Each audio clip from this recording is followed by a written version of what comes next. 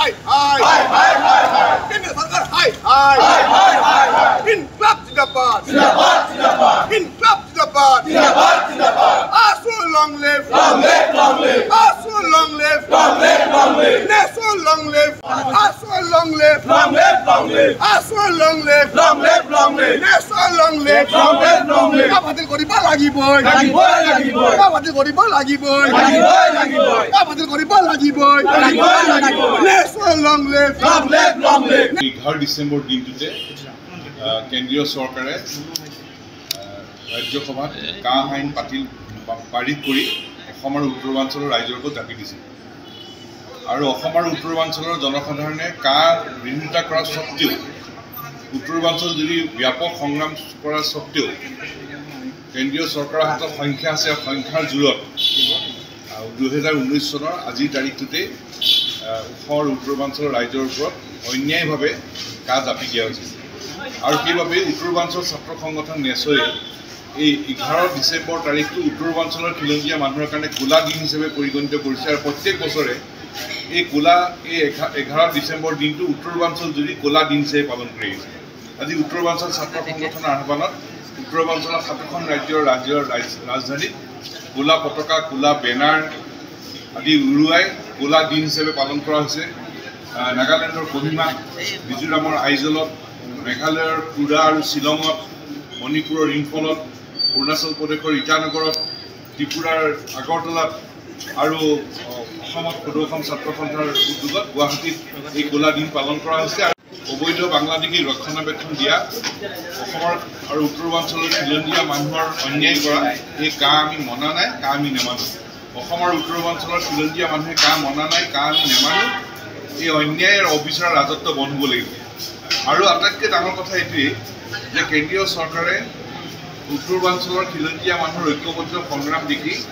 এতিয়া কাখন inner line permit থকা 4খন ৰাজ্য যেনে মিজোৰাম নাগালেণ্ড মণিপুৰ আৰু অৰুণাচল প্ৰদেশৰ পৰা প্ৰত্যাহাৰ কৰিছে এই 4খন ৰাজ্যত কা নাই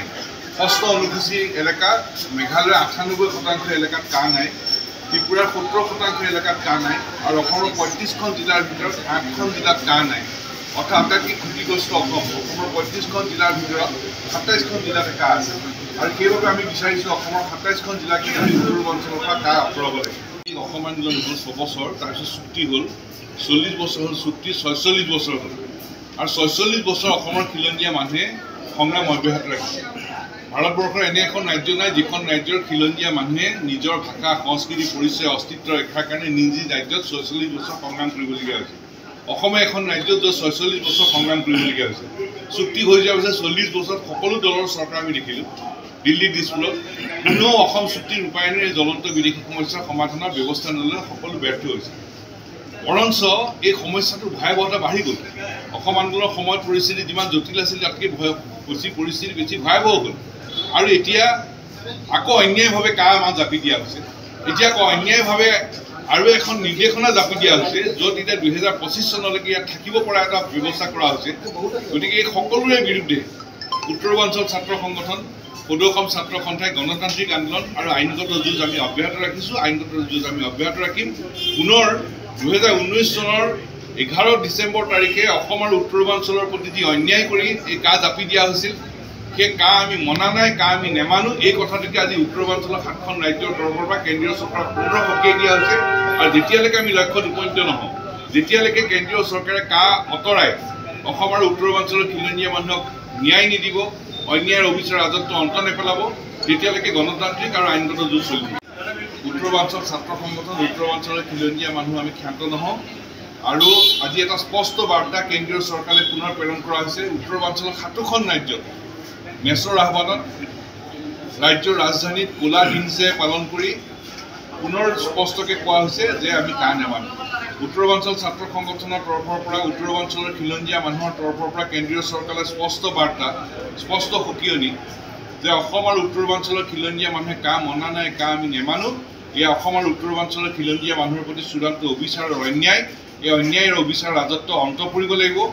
আৰু কাক অসম আৰু উত্তৰাঞ্চলৰ সকলো ঠাইৰ পৰা আঁতৰাই দিব লাগিব যেতিয়ালৈকে আমি লক্ষ্যত উপনীত নহওঁ তেতিয়ালৈকে গণতান্ত্ৰিক আন্দোলন আৰু আইনগত যুঁজ চলি থাকিব